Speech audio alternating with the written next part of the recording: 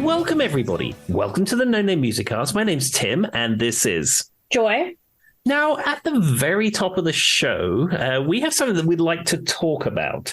Now, you'll be getting this episode a few weeks into the future because of our recording production schedule. But for us, it is November the 2nd, 2023. And a very special song came out today. And that song will be the last ever Beatles song, Now and Then. And we have spoken about it before because I heard Penn Jillette talk about it on his podcast about a month ago. But today's the day that it got released. And I listened to it today a few times. And just before we hit record, Joy and I shared it between us to listen to it again. Mm-hmm. So I'm going to ask Joy for her thoughts before I go into anything about this particular song. So what did you think about it? Well, I will say I listened to it once earlier today, but it was kind of just while I was working and I wasn't really paying that close attention to it. Listening to it back right now, I liked the dubbing. I feel like it had a very almost like apologetic love song kind of thing that I feel like John Lennon was doing at this moment. Mm-hmm. And there's just something about it. The way they've dubbed it makes it feel like a Beatles song, which I think is very important to this because it could have came off as something else, considering obviously, you know, there's been some changes to it since the original, because this is the one that Yoko Ono gave them, right? Like in the 90s. That's correct. So Yoko gave Paul a cassette tape and it contained him playing the piano on singing from Free as a Bird.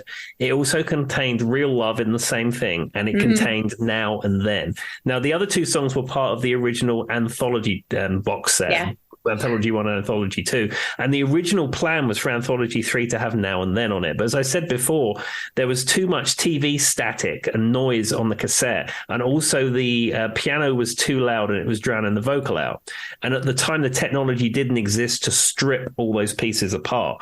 And Peter Jackson, as part of the Get Back documentary, worked with a company who actually works with the FBI that uses machine learning to completely demix anything. You know, they could take me talking really quietly in a very noisy room and then give it 50 sound samples of me talking, and the computer knows what I sound like and then can just completely strip that out at the best quality. And that's what they've done here.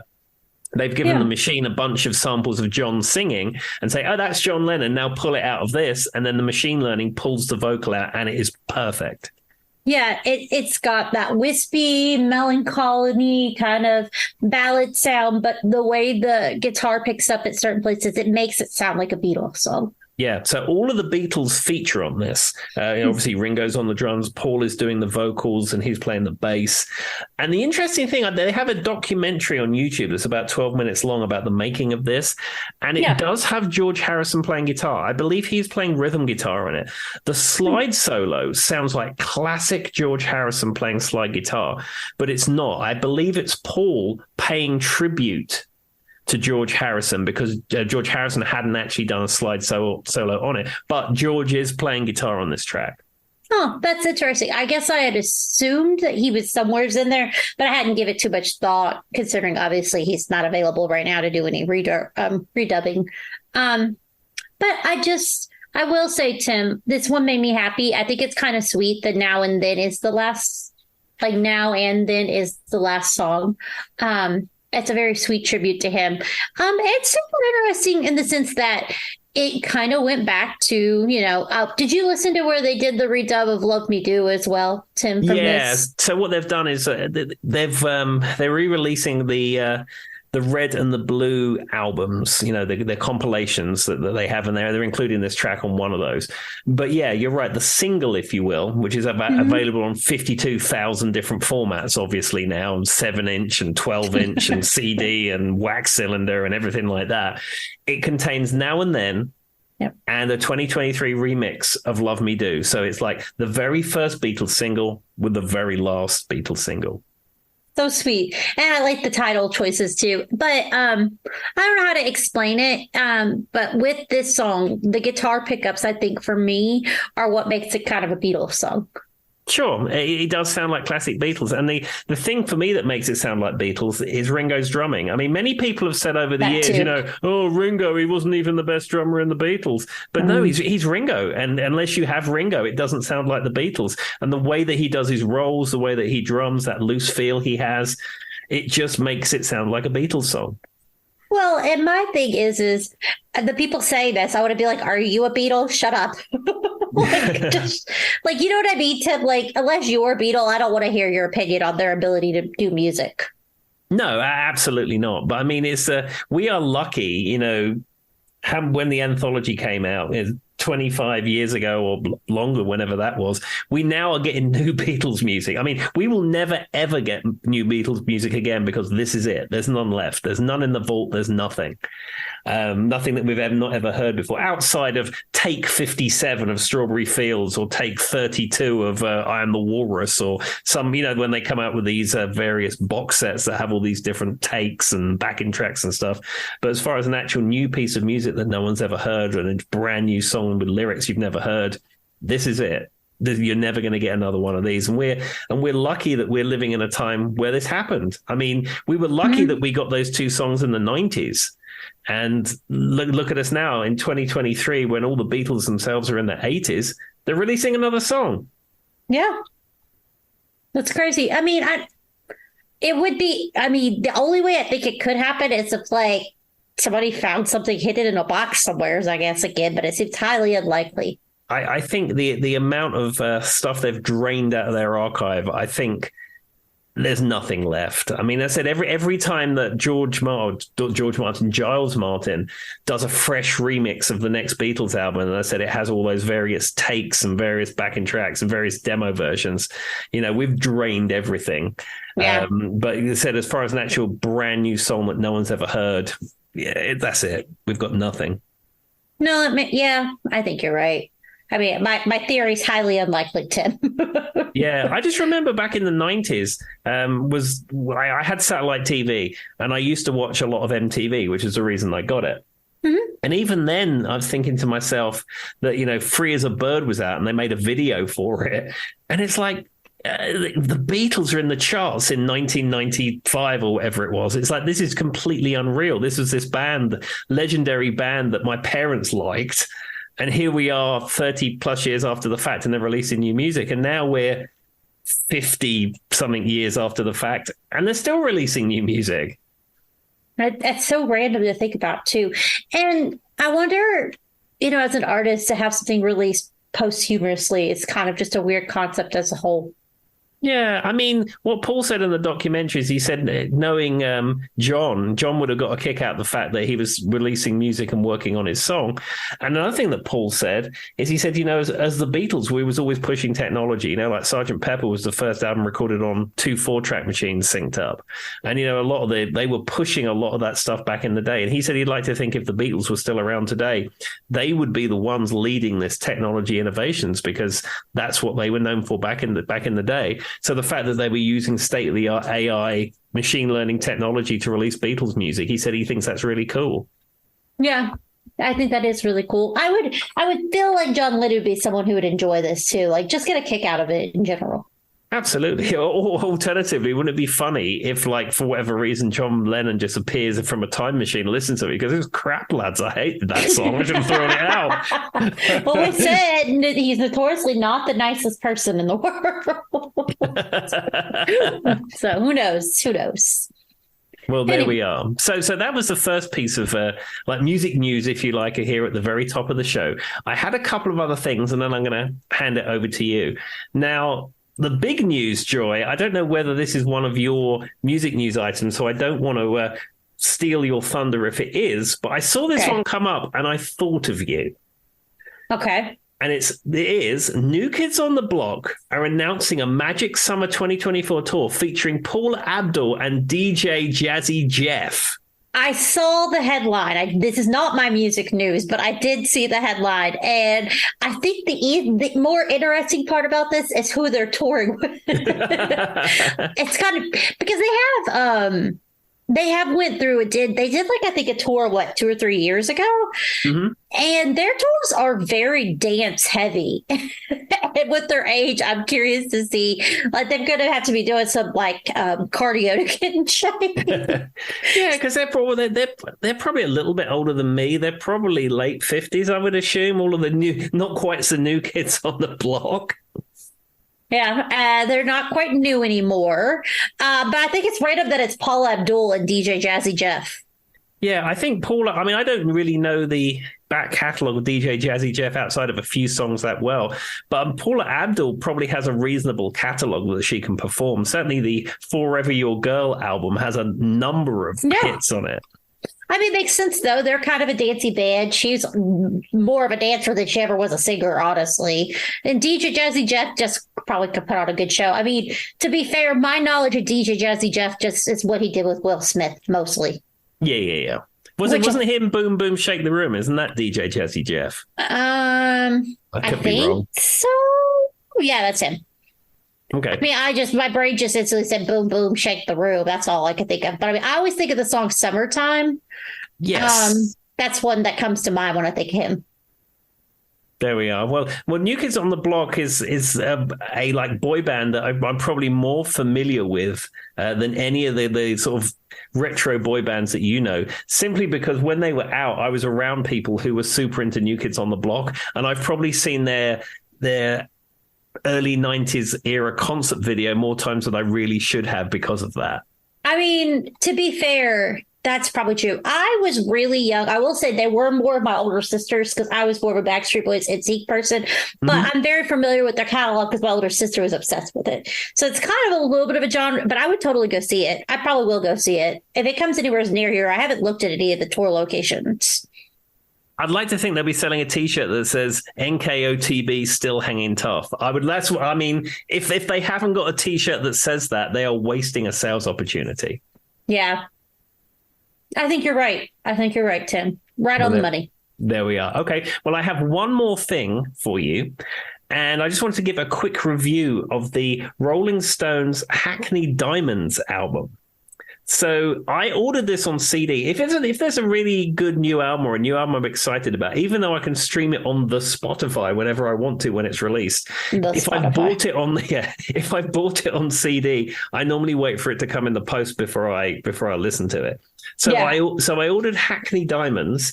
It came on release day, and the box was actually turned into Hackney Diamonds. The CD jewel case was destroyed. Yeah.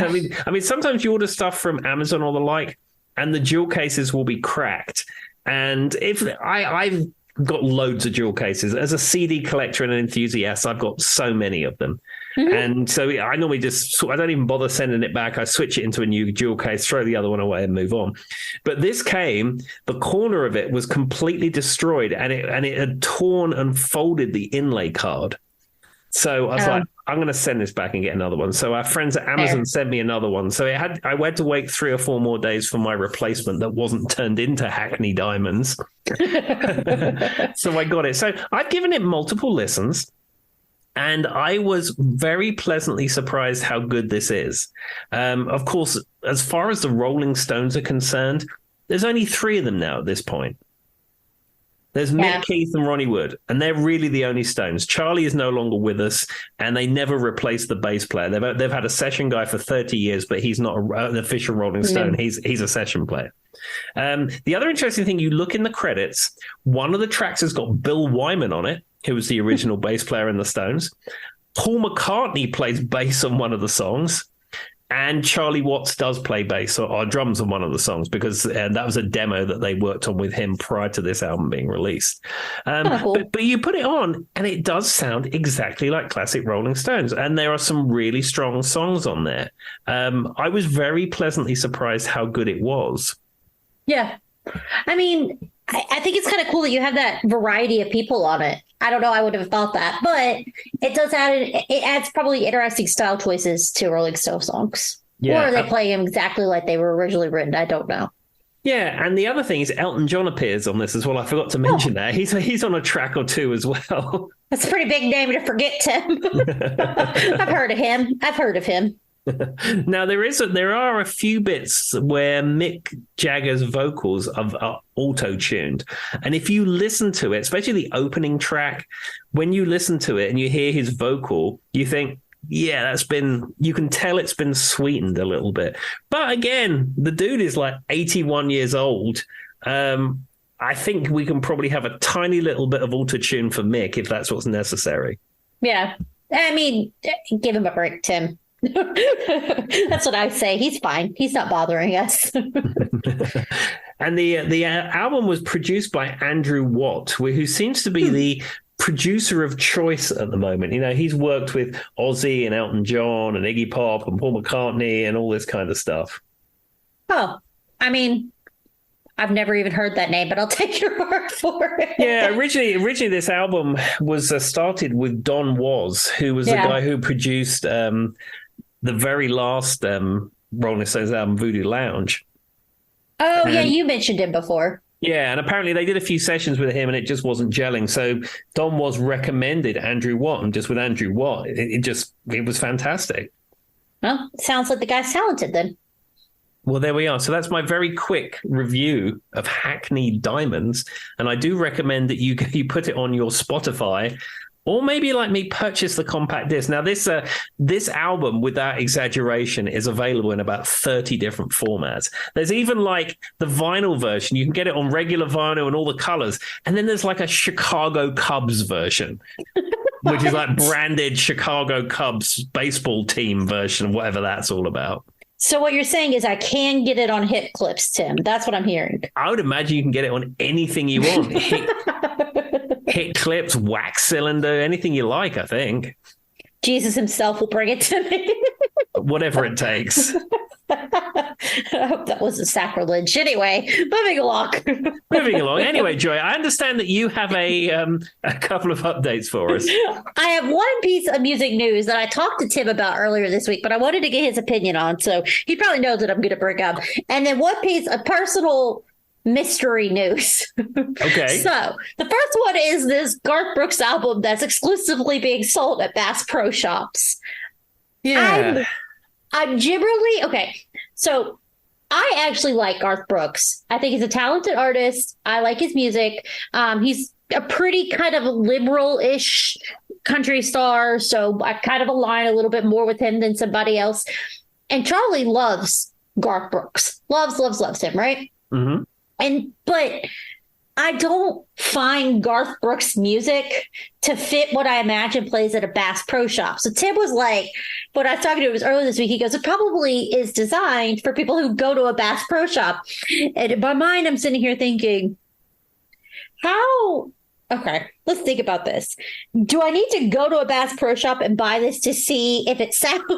I'm trying to. What do you think of, Tim, when you think of music that people would want it about? Because it's not Bass Pro isn't a music store.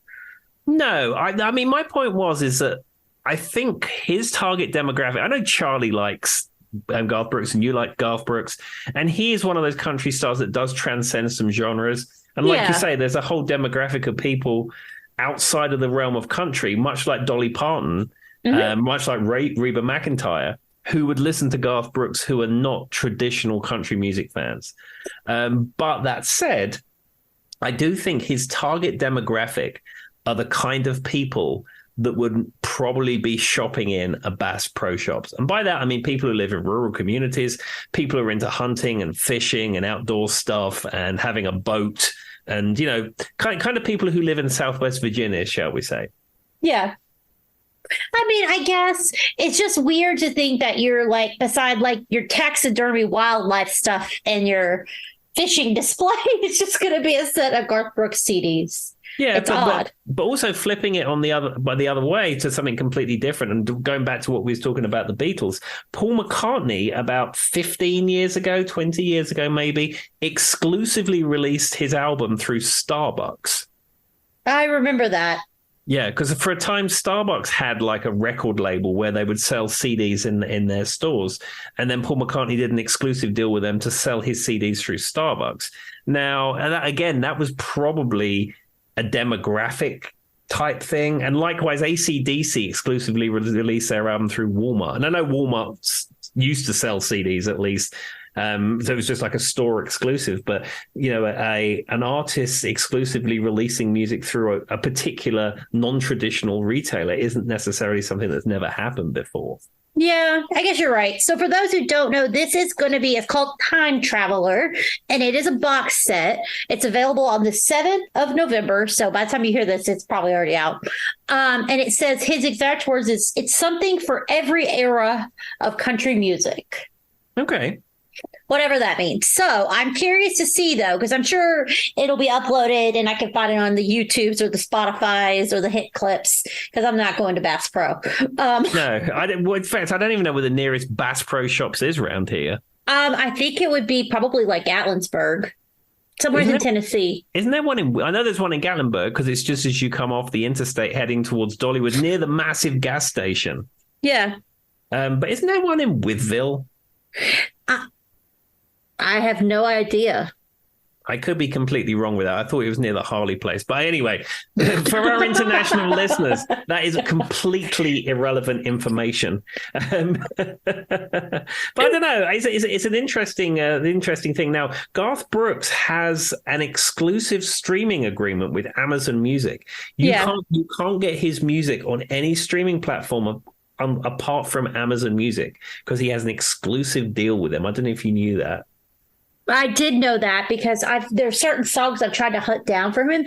And when you go on the YouTubes, if you're trying to find friends in low places, there's only one person who has the real version. All the other versions are those, Tim called, what was it? We said the great value version, or like the secondhand version of the singers of 74 singing their greatest hits of Garth Brooks. Yeah, the Tesco value version, if you will. Exactly. So that I don't know what is okay. I guess that's the best UK version we can give them. There we go. I tell you another interesting fact about Bass Pro Shops while we're talking about Bass Pro Shops. So I was listening to an NPR podcast the other day. Apparently, in certain parts of South America, the must-have fashion item is a Bass Pro Shops hat, which is interesting because Bass Pro Shops do not operate south of the border. Huh. And I think there was a rapper or some kind of musician celebrity who had a Bass Pro Shops hat. And then there was a bunch of exchange students that came to the US to study and bought a bunch of Bass Pro Shops hats back with them. And it just grew. And then it's now a lot of young people want these hats because it's seen as a cool thing to wear, even though that retailer doesn't operate. And then it's got to the point where, like, locally, they're making knockoffs of them. So you have all these young people walking around in Bass Pro Shops hats thinking it's, cool. And I said, it's just a shop and it doesn't even. Well, what's interesting, I don't know if it was like TikTok or something on the internet. Apparently in other countries, specifically Australia, they're obsessed with the Cheesecake Factory. Okay. Like, they think it's the coolest thing ever when they come to America, and they don't know why we're not more obsessed with the Cheesecake Factory. Well, I'm obsessed with the Cheesecake Factory, but the nearest one is 3.5 hours away, and it wouldn't do my waistline any good to be too obsessed with it. And I'm glad the nearest one is 3.5 hours away. Well, I think what's mesmerizing to them and everyone who goes in, why is the menu the size of a novel? Yeah. From a complete retailer, just trying to work out the logistics of how this retailer works, what completely blows my mind is how you keep all that stuff in stock. Because if you break it down, most restaurants you go to, regardless of the size of their menu, is probably 15 or 20 items in their kitchen in various different combinations. Probably like a Mexican restaurant is less than that. And then maybe like an Italian restaurant, maybe a little bit more. And, if you go to a place like Ruby Tuesdays or Red Robin that have a slightly more varied menu, okay, there's 30 items, maybe 40 items, if you will, in their kitchen. But like you go to the Cheesecake Factory and there's pizza, there's pasta, there's burgers, there's 52 different types of cheesecake. And I'm not even exaggerating that. There's 10 other kinds of dessert. And then there's fish and there's beef and there's chicken and there's this and and it's like you say. So many types of proteins. Oh, yeah. And then there's like, and here's a small novel of the vegetarian options. And it's just absolutely absurd. I just don't know how they keep all that stuff in stock in their kitchen. Well, and what they talk about, so like when Dave Ramsey, Gordon Ramsay, two different people. Dave Ramsey tells you about finances. Gordon Ramsay's the chef. But Gordon talks when he says it's easier to, if you're a lot of these restaurants that fail have like a giant menu. Part of it's because you just can't keep all that stuff fresh and high quality and get it out fast enough. And so he usually recommends a small quality. And like what you're saying, when you go to a Mexican restaurant, yes, there's 74 things on the menu, but it's usually a combination of beans with chicken and rice done in a different way. Sure. Or, the vegetarian version, you know what I'm saying? Like just the beans, whatever. But they use the same ingredients in multiple restaurants and multiple menu items. But somehow the Cheesecake Factory has figured out the secret. Yeah, I honestly don't know how they make it work. I suppose the only way that they do make it work is a lot of wastage because they are expensive. Mm-hmm. As a restaurant chain, it is not value priced. I mean, the portions are huge, but it is not a cheap option. So the only thing I can think of is they factor into their pricing model that there's going to be so much spoilage and wastage to keep that stuff in stock. And they pay for that by having the prices higher than a traditional chain restaurant. That's all I could think, too. I mean, if I'm being completely transparent, because there's literally no other way, Tim. No, there just isn't. There's no other way that you could do it. But there you go. And one other thing you were saying about various things outside of the country making no sense. When I went to see Kid Rock at the Shepherd's Bush Empire in London with Hannah, and this was before Kid Rock started getting weird and he was just Kid Rock. And at the time it was... I'll be honest, it was a great show. Kid Rock put on a great show. I think some of the things he's got into recently I don't really care for, but at the time, as a show and as an artist, it was a great show. So I'm just saying that, just putting that there.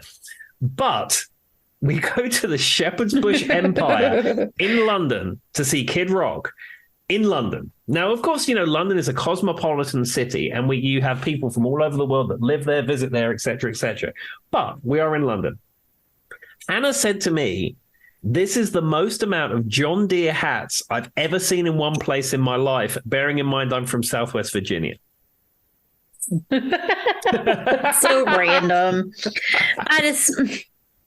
It's whatever. I don't even know what to think about that. I don't know. It's just random. I mean, I guess they have to use tractors anywhere, right? Where are there tractors in London?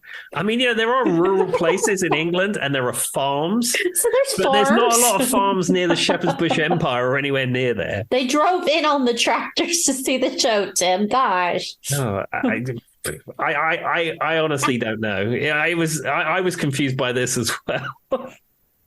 Yeah, I don't know. I really don't.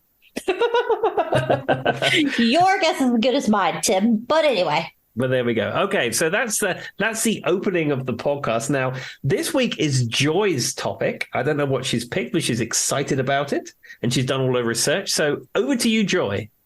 Yes. So this is it's not going to be like me and Tim talk about specific songs, more about specific artists. So I've talked a lot about music history, things that interest me in music history. And one of the biggest things, and this will be a fun episode for Tim because there's a lot of guitar-esque things in this. It is about, Black musicians that are largely forgotten that shaped the music that we listen to today. There we go.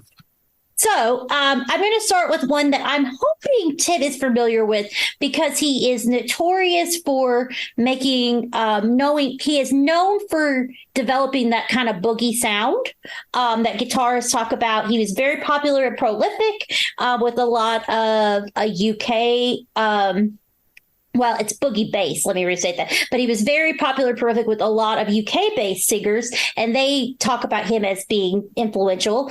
People like Bob Dylan, Keith Richards, Robert Plant, and Eric Clapton have all said Robert Johnson, which you saw him on the guitar, and he said he played the bass as well, and he developed this boogie-woogie style. It's supposed to mimic what people do on the piano. And I guess this kind of boogie-woogie, kind of bluesy bass and guitar has kind of formed into what we think of the British blues movement of the 1960s. Have you ever heard of this person, Tim? Yes, Robert Johnson famously is the person who supposedly sold his soul to the devil and then went down to the crossroads. Yep. And by selling his soul to the devil, he was given this amazing blues talent and all these songs. Yeah. The story is loosely mimicked in the film Crossroads, which I think we've spoken of before, which every guitar player has seen once and they've seen the closing scene 5,500 times. The complete recordings of Robert Johnson are seen as like a Bible, I suppose, to a lot of popular music people, because his songs have been covered so many times, like you say, across so many different musicians. I mean, even the song Crossroads, which was made famous by Cream, is a Robert Johnson song. Love in Vain. I mean, there's so many. I mean, I have the complete works of Robert Johnson, and it's just it's a guy with a kind of a high pitched voice, playing, like you say, playing the guitar, has a kind of a boogie swing sound to it. But like this was just like a template for a lot of rhythm and blues popular music. And what's so interesting, though, is when he was alive, he wasn't known for this. It's only once other people kind of picked up on him later on in life, and like you said, they started intertwining this into their music, that he became known. His name, and then they had the movie that came later that Tim talked about, and it's kind of, if you go to, like, people now go visit his gravestone, it's got a little guitar on it. But what they're saying is his music is now basically what's known as the blues standards, like a standard, like, or this is a rock standard, or this is a classical music standard. But because they have been widely performed and re-recorded over a period of time and have lasting quality, basically his songs, they're most identified as, there's one called Sweet Home Chicago, Dust My Broom, Crossroads, Stop Breaking Dawn. So if you guys if you guys haven't heard any of those, I would highly, highly suggest it. And like Tim said, there's probably thousands, and he probably even knows more than I do, that have been intertwined into modern day rock music that we don't even know off the top of our heads. Absolutely. Now, there was a thing recently with Robert Johnson where his recordings were recorded to a very primitive recording system. I don't think it was a wax cylinder, but, something that very primitive in the early days of recording. And people have said that the speed is incorrect. And there's some versions on YouTube where the pitch is slowed. They're slowed down and the pitch is less. And it does sound more like a traditional guy singing guitar, but other people have said it's right, and his voice had this haunting quality. There's some discussion about that, but yes, he is the template that every piece of rock music now comes from. That's where it started. Robert Johnson, bam. And to Tim's credit, I read a little bit about that. There wasn't really a finite answer because, like Tim said, it's up for debate.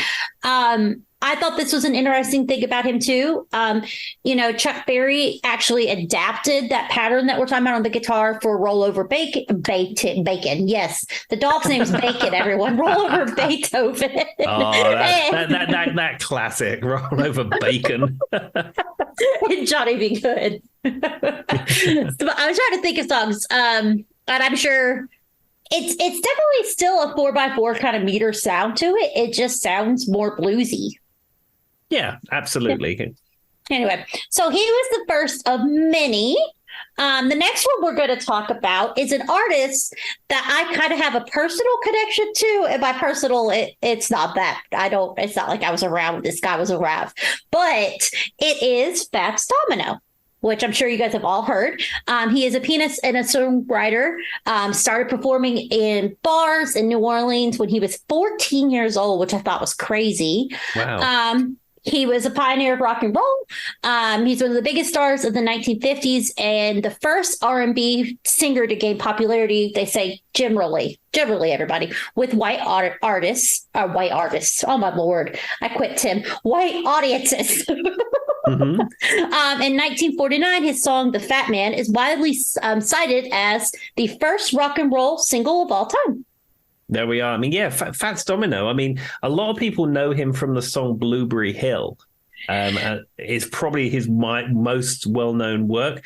But yes, he was there. He was at the very beginning of all that music. So the reason I said I have a personal, story about him, it's not really that personal, guys. We went to my parents used to go to a lot of kind of, not necessarily local, but like those traveling kind of like, bands that do like beach music, Tim, and stuff like that. Sure. There was one called like the Chairman of the Board. I don't know if you've ever heard of them, but we went and saw them once. And one of the members of the Chairman of the Board played drums on either the original or one of the subset recordings of Blueberry Hill.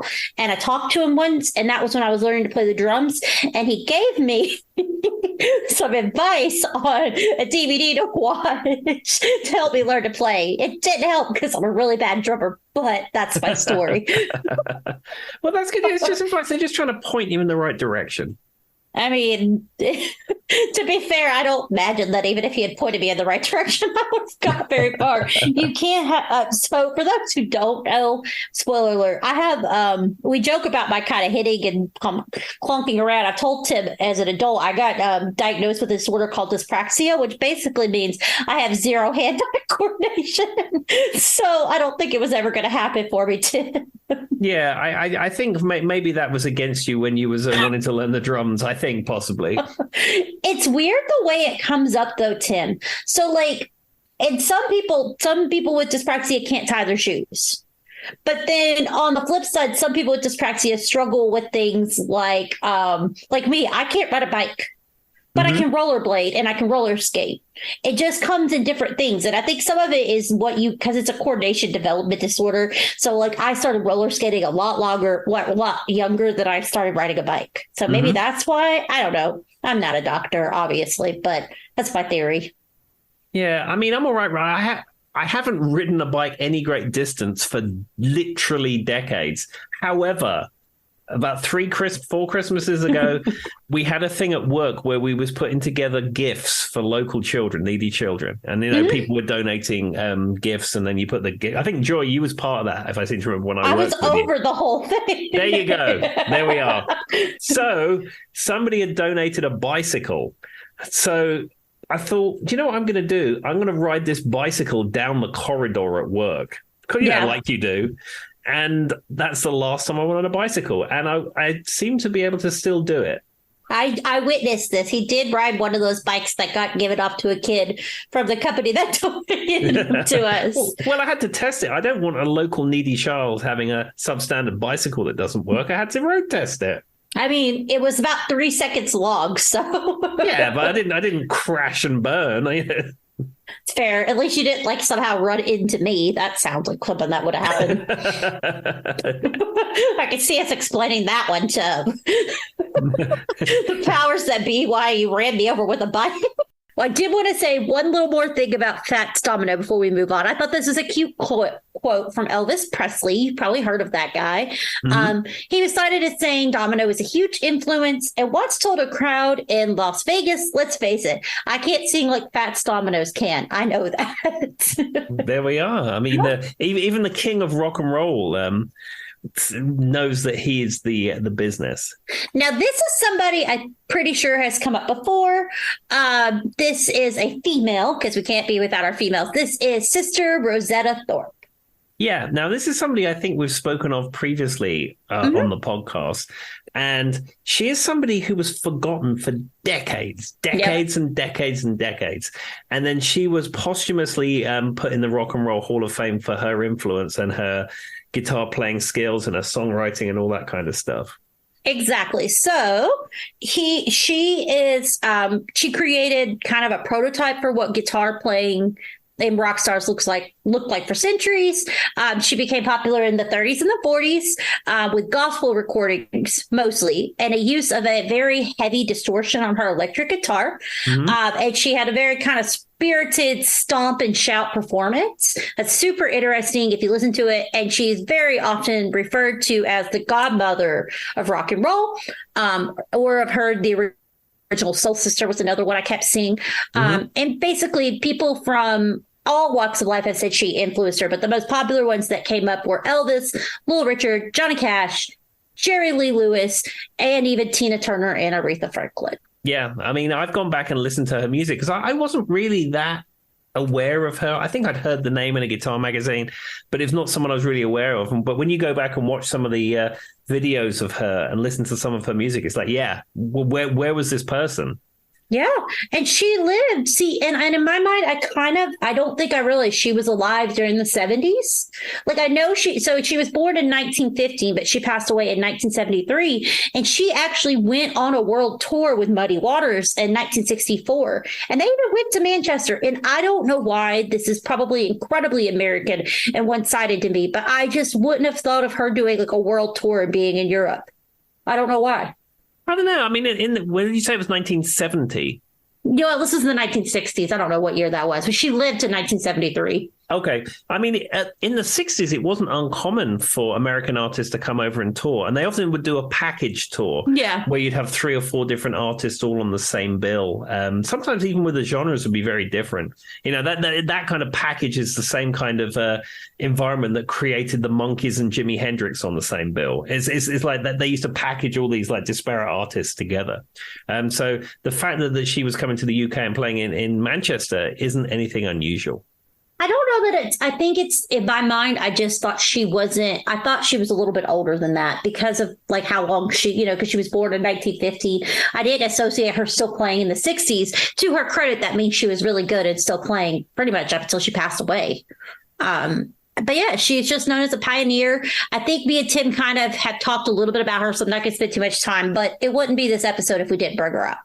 Absolutely. All right. So we're going to talk about another female artist, and this is Willie Mae Big Mama Thornton.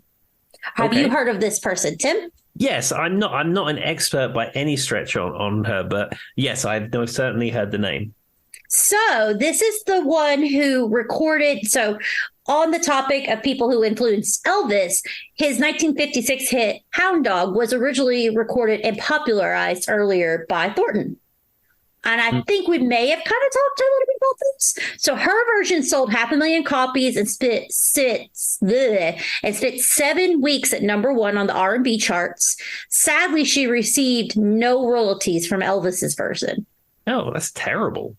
She wasn't credited as the songwriter either. Not good, Elvis. Not good. No, I think is that something that's been fixed, years after the fact? Yes, it has now, but for years, like when it was charting and when she would have actually been making money off of it, that it was never even spoke of. Yeah, that's not good at all. But it does make me wonder, you have to wonder who's behind that. Was it Elvis or was it a producer? Like, did he even know where the music came from? But you have to feel like it's his responsibility to look up that kind of stuff before he starts performing. Sure, but I mean, it was the birth of rock and roll. It was the birth of popular music, the birth of recording. Yes, with the benefit of hindsight, it's not right that person was not credited. But you have to look in the context of the history of popular music that maybe that wasn't even a thing. It's true. I mean, it's true. Now, the other song you may have heard, and there was a re-release version, which she did get credit for, was in the 60s. Janis Joplin re-released Ball and Chain, which was an unreleased track that Thornton had written herself, and Janis Joplin did give her permission this time, and she received royalties and granted Janis permission and all that good stuff. Okay, well that's good. I'm pleased that our friend Janis at least fixed it a little bit. Yeah, and sadly, her career was cut a little bit shorter because she had drinking problems, and that's ended up taking her life a little earlier than later. And she was also in a serious auto accident that they said affected her long term. But she did get to do one more performance in 1973 at the Newport Jazz Festival, which included Muddy Waters, B.B. King, and Eddie Vinson. There we are. Well, at least she got to do that, I suppose. Yes. I mean, it's kind of sad because it's one of those things that you have to wonder. I always wonder when you hear that about artists, like what was still left for them. I guess We'll never know. It's not like she's the first one, but anyway. Exactly. All right. So this is one I know Tim is familiar with, and we have brought up a few times. And he is known as a singer, songwriter, and also has a very famous guitar and production skill. It is Bo Diddley. Yes, Bo Diddley, and the inventor of the Bo Diddley beat. Which I will let Tim explain better than I can because I don't know how to explain. Well, it's like boom, ba-dum, ba-dum, ba-dum, Yeah. ba-dum, ba-dum, ba-dum, ba-dum, ba-dum. It's like a strumming pattern type thing that he did, and then the beat goes boom, boom, boom, boom, and like they're all the Yeah. Bo Diddley songs are much the same. Well, the way I understood it is I was Tim Gay, bad as good. It's not going to say. Maybe I should have said that. When I think of it, I always think of, in the intro to all those really cool kind of rock songs that dun dun dun dun. That's what I think of when I think of him. So what they're saying is he's used almost like an African kind of rhythm influence is what he's known for, and it had that signature beat. If you want to get technical, it says it's a simple 5-accent ham bone rhythm, and it is the cornerstone of all hip hop, rock, and pop music. I don't know how accurate that is, but also he plays with a very square looking guitar. Yes, he was a pioneer of odd-shaped custom guitars. I mean, these days it's very common that everyone and their brother has a custom guitar in various shapes, and especially in the realm of heavy metal and rock. Having a V-shaped guitar or an Explorer or a guitar that's in the shape of the United States or the shape of your album cover is nothing terribly unusual. But Bo Diddley was doing that in the 60s. He was working with Gretsch. This is a famous brand of guitars played by the Beatles and all manner of people. Chet Atkins had a signature Gretsch guitar. But his guitar was like not like a square, maybe like this kind of shape of like a book, like an oblong type shape. Mm-hmm. And he'd call it his custom 5-speed. And he'd have like some car badges on there. And he also was a pioneer of having effects built in the guitar. Now, normally as a guitar player, you have your guitar, and then you plug, the cable comes out of that, and it goes into effects pedals. And that's delay and chorus and distortion and phasing. And there's 1,001 variations of these effects. And then you plug them into your amplifier, and that becomes your guitar sound. But what he pioneered was having a lot of those effects built in and on board on his guitar, which was almost unheard of at the time. So visually, it was a very striking thing to see this guy playing this beat, which was really his own, with a kind of squarey looking guitar, which had some weird technology stuff in it that no one else was doing. The other thing that Bo Diddley pioneered in a predominantly male industry, which is rock and roll and blues and stuff like that, from very early on, he had female musicians in his band. Yes, I was actually going to talk about that. So Tim was bringing up something I thought was super interesting. They didn't necessarily give me, but he's like mostly in his band, they said he would try to bring on female acts. I also thought this was kind of interesting. They said many songs often had no chord changes back in the day. So, for example, like Hey Bo Diddley or Who Do You Love is a great example. That's probably a song I think most of us know. The musicians play the same chord throughout the piece so that the rhythms create the excitement rather than having the excitement generated by a harmonic tension and release. Yeah, because normally it's like most of them are like an E or something. And like you say, it's the same chord all the way through, but it's the dynamics that drive the song. The other thing is with Bo Diddley, it's like every third song has Bo or Diddley or Bo Diddley in the title. I mean, I did just say, hey, Bo Diddley. There's like, and his albums are the same. I don't know if you know that, Tim. There's Bo Diddley. There's Go Bo Diddley. Bo Diddley in the Spotlight. Bo Diddley is a gunslinger. Bo Diddley is a lover. He is a twister. Then another one just called Bo Diddley, and the list just goes on. I mean, he was a branding pioneer, if That's nothing what else. I was gonna say. I mean, like you look at Kiss and like how they're all about, making a lot of money and everything is Kiss this and Kiss Cola and Kiss caskets and Kiss, Kiss, Kiss. Bo Diddley invented that. Every song being Bo Diddley something and every album being Bo Diddley something. It was impossible to not to see the brand of Bo Diddley. I know. And like his first single is Bo Diddley / I Am a Man. And then the next one is Diddley Daddy. Yeah. And they're all the same. I love it. I mean, I will say it. He has an iconic kind of cool sound to his name. So he played on it. And guess what? We're still saying it to this day. So there we are. I never got to see Bo, but he was on the Guitar Legends concert, which I don't know if we've actually covered before, but that's another pivotal concert in my musical upbringing. And they did a blues night, and Bo Diddley was on blues night. And this dude comes out with a hat, and he's got this weird shaped guitar with all these effects going. And I said I think he had a female bass player, but I think maybe a drummer as well. And I don't know, it was just this striking image, and it's like, wow, this is Bo Diddley. Yep. Okay, I have one more thing that I thought was super interesting, and we'll move on to somebody else. And somebody is taking a shot every time we said Bo Diddley, they're dead. We said that name so many times. He knew how to brand even to this day, Tim. But what I was going to say is, so it says that he often created kind of witty, humorous adaptations of folk music. Mm-hmm. And his hit, Bo Diddley, Hey Bo Diddley, is actually derived from the nursery rhyme Old MacDonald. There we are. He's adapting the works to suit him.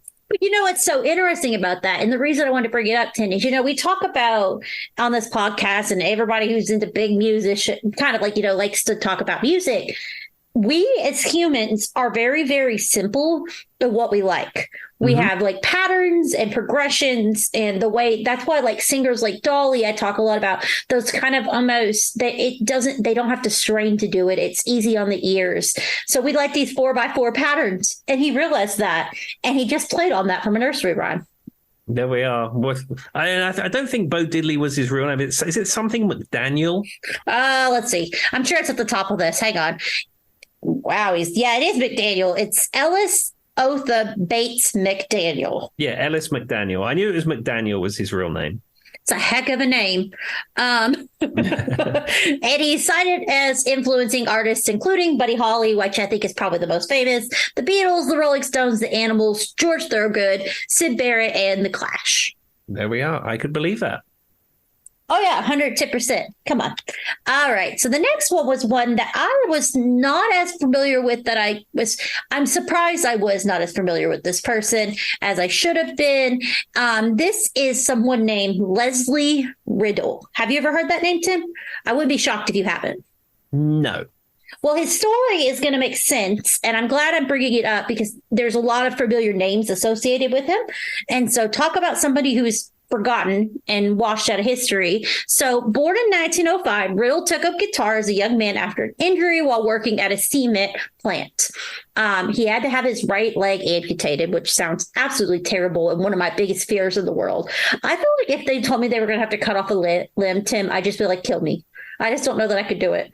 It's a huge, devastating life change for anyone who has to go through that procedure. Anyway, that's not what this podcast is about, but that is one of my fears. So he developed an innovative and picking and sliding technique that would go on to influence the guitar player Maybelle Carter, one of the third members of the folk band, the Carter Family, which I'm sure you have heard of, which he began working with them in 1928. The trio comprising of Maybelle, Sarah, and Sarah's husband, AP, were the very first vocal group to become country music stars and record commercially and produce country music. They recorded a number of Ridley's songs, either composed or transmitted by him. And what's cool is transmitted as the group's human tape recorder, memorizing melodies on the songs. He would take he would just memorize the melodies, and then he would go on trips with this guy AP, and they just said he was like a tape, like he could just record everything, like he was a human tape recorder. Mm-hmm. The Carter family had a profound impact on the future of bluegrass, Southern gospel, pop, and rock, and notably during folk revivals in the 1960s. Maybelle's distinct Carter scratch became one of the most copied styles of guitar playing, but they're actually copying Riddle. It wasn't her. She's the one who's credited as it, but this Leslie Riddle guy, and also, one of Maybelle's daughters is June Carter Cash, aka Johnny Cash's wife. Wow. See, I honestly didn't know any of that information. How cool is that, though? I mean, it's not cool, but it's cool that we get to tell people about it on our podcast, Tim, and that's the point of this episode. We are breaking news. We are literally breaking news to people. From 1905, we're breaking in the hot topics. But I do think it's important. Are you familiar with Carter scratch? I don't know, it says it's a type of guitar playing for the Carter family. I've heard that before. I've heard that term before, yes. I don't know what it means, but apparently it comes from this guy from 1905, Leslie. It's spelled, I don't know if it's spelled Riddle or Riddle. It's Riddle. So I would say Riddle. I'd say Riddle, like the composer Nelson Riddle. That's what I went with. But then after I started saying it, I'm like, watch me be. After all this, I can't even get the guy's name. Poor guy. All right. So this is one that we've talked about a few times on this episode, but I want to go a little bit more in detail because he is very famous. This is Muddy Waters. Yes, absolutely. So he is often cited as the father of modern Chicago blues. The singer and songwriter was born in McKinley, Morganfield. He influenced basically every musician you've ever met, including Jimi Hendrix, Eric Clapton, Bob Dylan. Led Zeppelin's song Whole Lotta Love is based on Waters' song You Need Love, while AC/DC's You Shook Me All Night Long takes the title from his song You Shook Me. And the Rolling Stones took their name from a 1950 song that was unreleased and is now released by Waters called Rolling Stone. Yeah, I mean, the influence of Muddy Waters just runs all the way through what you'd call rhythm and blues music and popular music in general. Like you say, so many artists have covered his music. He's a legendary figure in the realm of popular music. He is, but he's not someone like, I feel like some of these people have gotten a resurgence. I feel like I've only learned about him now, but like if you had asked me about Muddy Waters even 10, 15 years ago, I might not have known. Yeah, maybe it's because I'm a guitar player and because you read about stuff, growing up in guitar magazines and people were citing him as an influence. There was a story in one of the guitar magazines I had years ago where Billy Gibbons from ZZ Top had a custom guitar made with some wood, which was from where Muddy Waters lived in some cabin in the woods somewhere or something. And they found this cabin and he had a plank of wood from Muddy Waters' cabin and he had a custom guitar made out of it. I remember there was a whole thing about it when that came out. That's crazy. I mean, I didn't read that, but now one thing I did know is Hoochie Coochie Man, which is one of Muddy Waters' songs, has been covered by everybody and their cousin. Oh, me included. I played that. The Allman Brothers. Almond, yes, they're like the nut. The Allman Brothers. The Almond Brothers. Oh, they're those famous nut rockers. Remember them? I just imagine, the little peanut guy. There's an almond version of that. He's playing the guitar. Yeah, they used to do a package tour with the California Raisins. Fine. Super Tramp. Steppenwolf. We're moving along. And then there was Paul Rogers did that released album, which was a tribute to him. I mean, I know about him now. And of course, you've got people like Brian May, I think, and Jeff Beck, who've also cited him as being, and I think Tim knows those names. I'm pretty sure he does. I've heard of them. Well, you say about the Paul Rogers album, Muddy Waters Blues. I have a copy of that. Yeah. I had it back in my old CD collection and I repurchased it again recently used. And that is a great album because he's covering all those Muddy Waters songs, and each one of those songs has got a guest guitar player. And the reason I know about it was Brian May's on a track, but like Slash is on a track, Jeff Beck's on a track. It's all these people paying tribute to Muddy Waters. Yep. And then it says, I was talking about the AC/DC You Shook Me All Night Long, which actually came from the lyrics of the Muddy Waters song You Shook Me, which was written by Willie Dixon and J.B. Lenore. But actually, I guess Earl Hooker first recorded it as an instrumental, which was then dubbed over with vocals from Muddy Waters. And even Led Zeppelin covered it in their debut album. There we go. What an interesting history. But I feel like it wouldn't be a good episode if we didn't bring him into this. Absolutely. All right. And of course, I think I want to, let's see who I want to talk about this. There's a lot. I was surprised how many people are considered forgotten artists. So this one is Mamie Smith. Have you ever heard of Mamie Smith, Tim? No, I haven't. So I wasn't either. She was a vaudeville singer, though. Okay. Which is interesting. And she was known for performing jazz and blues. She was born in 1891. And in 1920, she made history by becoming the first Black artist to record any blues music at all. Wow. No, yeah. This is a name that's completely passed me by. Yeah. And despite threats against the record company for working with a Black artist, the record went on to become a commercial success and opened the door for many more Black musicians. She is now billed as the queen of the blues. Smith's successful was instrumental in the genesis of classic female blues era. There's a lot of women who were in that kind of classic female blues era sound.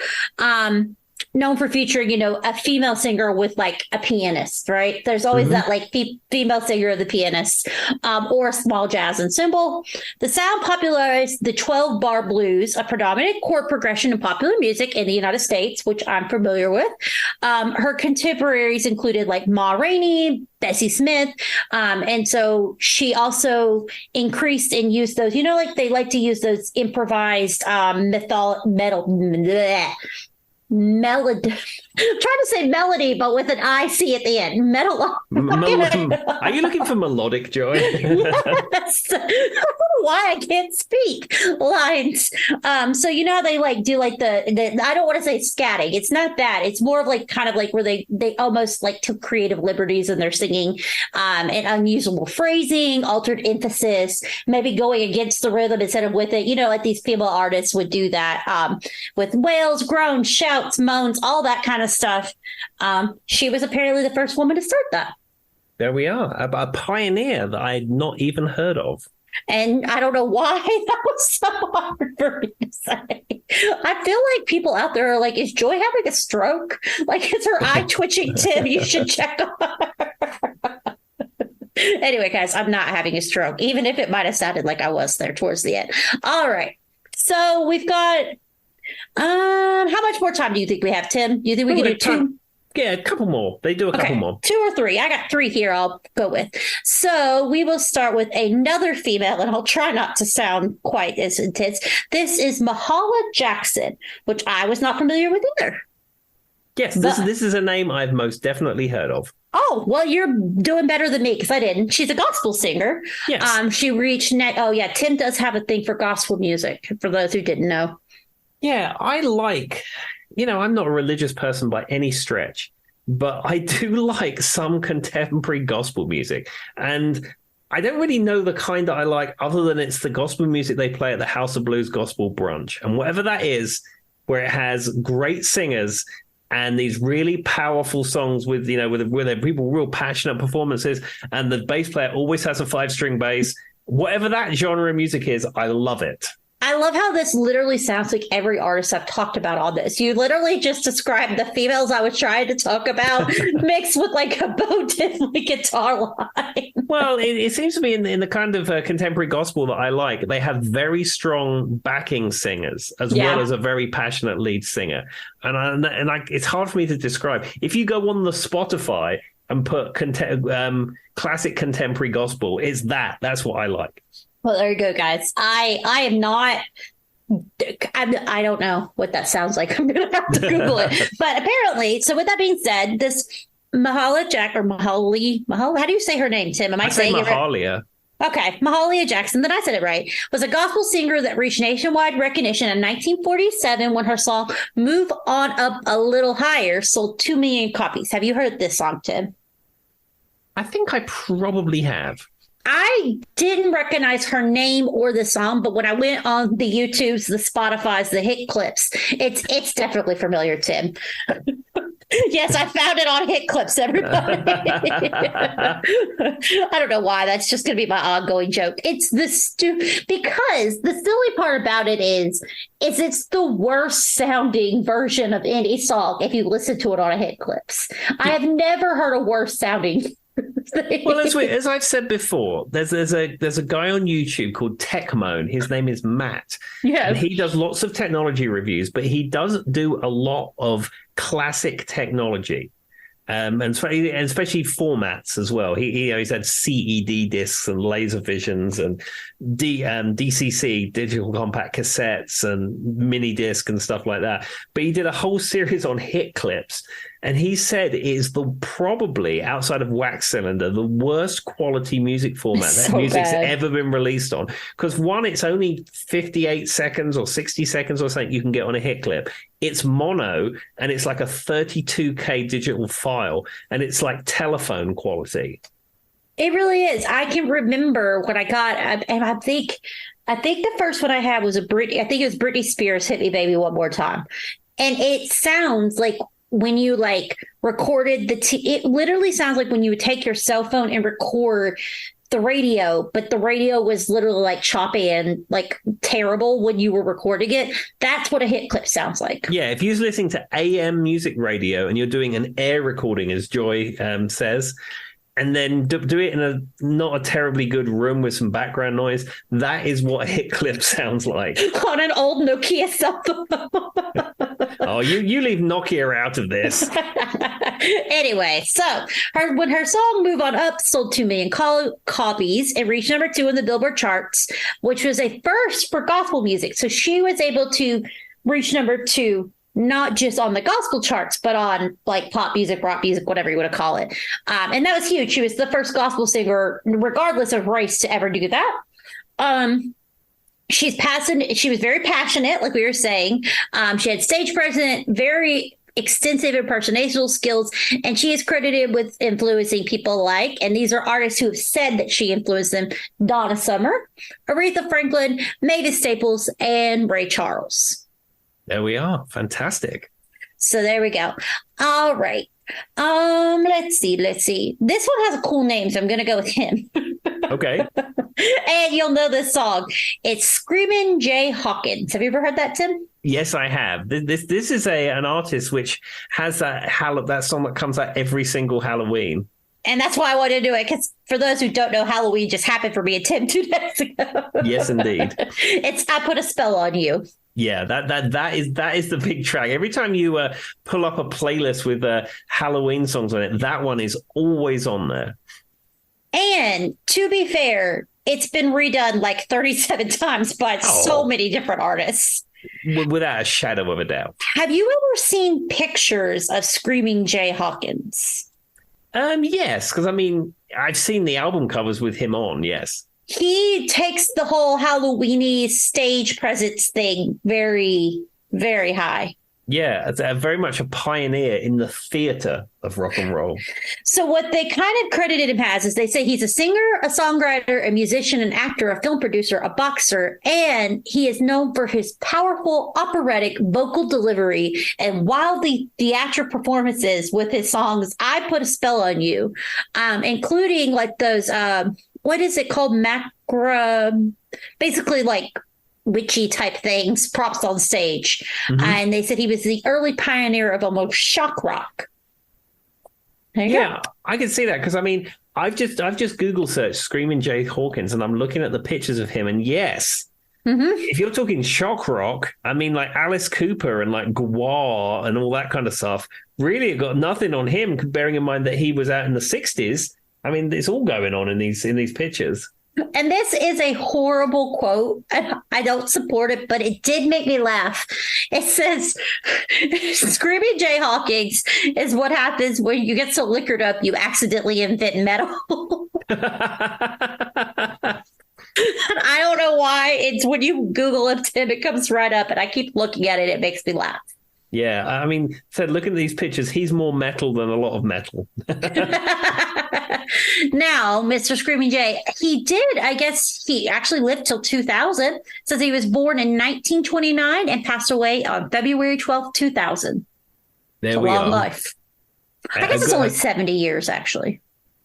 Yeah, I'd like to think Screaming Jay should have had another at least 20 years of life. But I mean, a lot of these folks grew up very poor and maybe didn't have such a great start at the beginning of their life. So. Oh yeah, but it seems like a long time because it basically spans a whole decade. But now that I think about it, that's really only 70 years. Yeah. Sorry, Screaming Jay. I guess he received an Independent Spirit Award for his performance in a 1989 indie film called Mystery Train. Never heard of it. Okay. I'll take your word for it. And I think you're right, Tim. It says at the age of 18 months, Hawking was put up for adoption and shortly thereafter was adopted and raised by Blackfoot Confederacy. I don't even know what that means. I think it's a type of Native American. No idea. But that's what they're called. So apparently he studied classic piano as a child and learned guitar in his 20s, which I find very interesting. And he also attended the Ohio Conservatory of Music, where he did, in fact, study opera. And his goal was to become an opera singer, which makes sense why he's into theatrics, because that's what opera is. And I'm sure if he studied opera, the delivery of his vocal, and the kind of presence that you have to have on stage of that would play into the kind of music that he did ultimately perform. Yep. So he says that although he never reached any kind of major recording artists, he was known for his highly theatrical performance, and he did perform with quite a few artists that were famous. So he opened for Fats Domino and the Rolling Stones. He also is credited with giving influence to Alice Cooper, The Cramps, Black Sabbath, Creedence Clearwater Revival, what was I trying to say? Revival, and Led Zeppelin, and of course Rob Zombie, which that makes sense. Yeah, without Screaming Jay, you don't have Rob Zombie. So I just wanted, I think his name's pretty cool. And I did Google Blackfoot Confederacy, Tim. I was curious, is a historic collective name for linguistic related groups that make up the Blackfoot or Blackfeet people. It is a group of Native Americans. Okay. I didn't know that. That's it's kind of cool that, like, I don't know the details of his adoption and if it was good, but in theory that sounds kind of cool. Yeah, I don't know. I don't either. All right. So let me see. Let's do this one. So Otis Blackwall. Have you ever heard this name, Tim? I think no, actually. I don't think that's an artist I've heard of. So he is one of those people that his own music did not garner any type of like real following, but he wrote music for about anyone and everyone of the time. Okay. So while his own music didn't garner much attention, his songwriting skills powered the early rock and pop scene. He is the real writer behind hits released by Peggy Lee. And he also wrote Elvis's Don't Be Cruel, All Shook Up, and Jerry Lee Lewis's Great Balls of Fire. Ah, there you go. He also he kind of had his own little bit of career. He also wrote Don't Be a Fool, Return to Cinder, but mostly a lot of Elvis songs. So the good thing is it does sound like he did receive royalties, but kind of sad to think about it. He says Elvis and him never met in person. Yeah, I could believe. I mean, that's probably a product of Colonel Tom Parker. The other thing as well is that sometimes some of those Elvis songs would have Elvis as a co-writer. And then the Colonel Tom Parker would have this deal where they would approach a songwriter and say, well, Elvis loves your song and Elvis is going to perform your song and you're going to get loads of royalties. However, we need to put Elvis on as a songwriter and you will receive, 65% of the royalties. And if you don't agree to that, Elvis is not singing your song. I mean, to be fair, it sounds like from what I'm reading here, it sounds like they basically made an agreement and recruited him and he was a songwriter for Elvis. That's what he was. That was his job. He says he was during a late night performance on David Letterman, which I know Tim enjoys. Blackwell did say he never met Elvis in person. He actually had a contract dispute with his publishing company that he wrote under because they wanted him to write under the white sounding name of John Davenport. Ah, there you go. Me and Tim don't like that, but that's okay. No, absolutely not. In 1965, Blackwell gave Don't Be Cruel to a friend, Frankie Valli's, and a band called The Four Lovers before it ended up making its way into Elvis Presley's hands. He also gave him a song called You Are the Apple of My Eye, which apparently did chart for The Four Lovers. It was a Billboard number 64 hit. Okay. Never heard of it, but apparently. But his songwriting skills are very much uniquely known to kind of influence people like Ray Charles, Otis Redding, James Brown, The Who, Billy Joel, James Taylor, Dolly Parton. The list goes on and on from what I understand. Because think about songs like Don't Be Cruel, All Shook Up, Return to Cinder, Great Balls of Fire. They do kind of lead into what we know of music today. Yeah, they're the staples of popular music. They're the building blocks of all the popular music that we have now. And me and you had never even heard of this guy till now, Tim. There we are. Well, thank you, Joy. Thank you for bringing him to my attention. All right. So we will live with one that is kind of an interesting first in a different genre of music that I'm hoping If Tim is not familiar with him, we can have a nice discussion about him and end with this. This is D. Ford Bailey. Have you ever heard that name, Tim? This is another one. No, I mean, normally, as you know, I have a pretty good, solid encyclopedic music knowledge, unless it's past about 1995. But no, I have not heard of that person. So he is known as the harmonic wizard. So he's best known for his harmonica playing. Oh. So he was a country and blues artist who worked from the 1920s to the 40s, and he was the first performer introduced on the Grand Ole Opry, and was also the first performer introduced on the Grand Ole Opry, period, not just of African American, and was one of the first musicians to record music in Nashville. So he was one of the predecessors that determined that Nashville was going to be the home of country. There we are. Yeah, I mean, the first person to perform at the Grand Ole Opry. I mean, that is such an honor. Yeah, and I was surprised to know the first person to be introduced. Well, introduced. I don't know if it's play, but whatever introduced means. Yeah, like you get put into the Rock and Roll Hall of Fame, the same kind of thing. Yeah, it's surprising to me that he was an African American. I wouldn't have thought that. You learn something new every day, guys. Don't always assume. So as far as careers go, he was basically, like I said, he was known for having this iconic kind of harmonic sound that became popular and well known. He also played the guitar, the bones. I don't even know what playing the bones means, but it's literally bones between your fingers, kind of like spoons. Okay. Did you know that was a thing too? No. So yeah, it says the bones are rhythm bones, are a folk instrument that literally started as a pair of bones and now is used as metal spoons. I didn't know the bones were predecessors to spoons. Yeah, in fact, I'm looking at a picture of it now. How to do it. It says how to play the Irish bones. I mean, it makes sense that it would have started probably in the UK, I guess, or in Africa. Yeah. Me and Tim are like, what? I mean, it's not really that far from hitting a stick on your hand, is it? Not really. Okay, well, anyway. So apparently he played the bones, in case anybody was wondering. He also played the banjo, which, Tim enjoys a banjo, but they are outlawed at his house. Yes, I'm not allowed to have a banjo in this house, as I've said many times before. Which I agree with. I agree with Tim's wife on that one. If Charlie brought a banjo in this house, I'd probably end up hitting him over the head with it and going to jail because I couldn't take it. Because first of all, Charlie wouldn't know how to play it, so I would just hear whiny banjo tunes from the other room. But anyway, so during the time he toured with most major country stars. These stars include Uncle Dave Macon, I guess, Bill Moore, Monroe, and Roy Acuff. Give me a break, everybody. These people are from the 20s. I'm not that familiar with them. Like other Black artists of his time, he struggled to be able to get out and put out his music because he was traveling in the southern United States and western United States and faced a lot of difficulties in finding food and accommodations due to Jim Crow laws. So that has kind of made it hard for him to get from places. And that's something I've heard, Tim.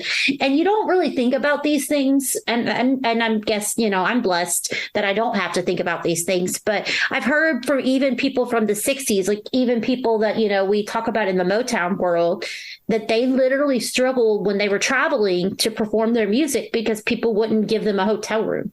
Yeah, I mean that is terrible on so many levels. So on a human level, it's absolutely terrible. But even from an artistic level, it's terrible because people can't go out and make a living and perform this great music. I mean, one thing I heard is that Frank Sinatra was a very big pioneer of being able to have African-American artists perform with him. And Sammy Davis Jr., who was his friend, used to go to these hotels in Vegas and the like, and they wouldn't have him in there because he was an African-American. And that's, that's absolutely ridiculous on every single level. And then I think, there was compromises that he could come in through the kitchen and stuff like that. And then I think in the end, Frank said, look, this guy's my friend. You either treat him like me or I don't play at your casino. That's crazy. It just seems so weird to me because I guess, when you hear stories like this, you think about it on a human level, but how the heck is an artist supposed to make it if they literally can't travel? That's like 90% of becoming a full artist at this point.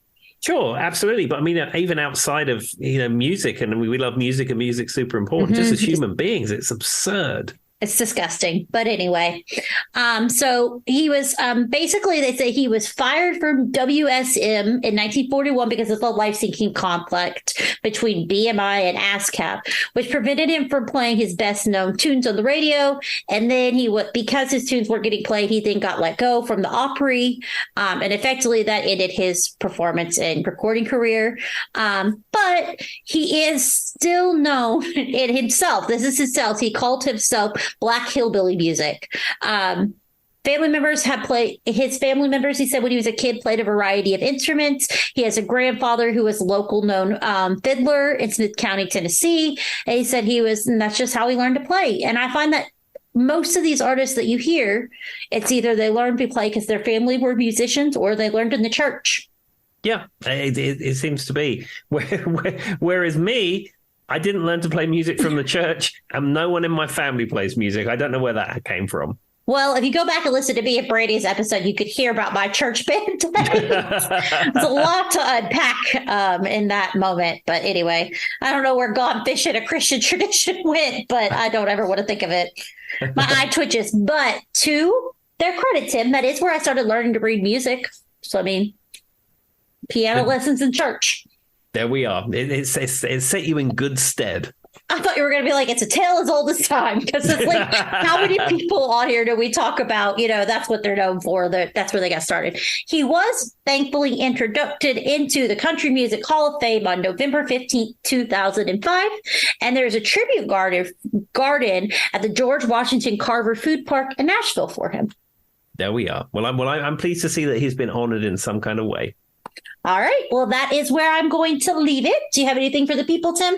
No, just be extra kind to everyone you meet. We need some kindness in the world, so be extra kind. I agree. All right. Bye-bye. Bye-bye.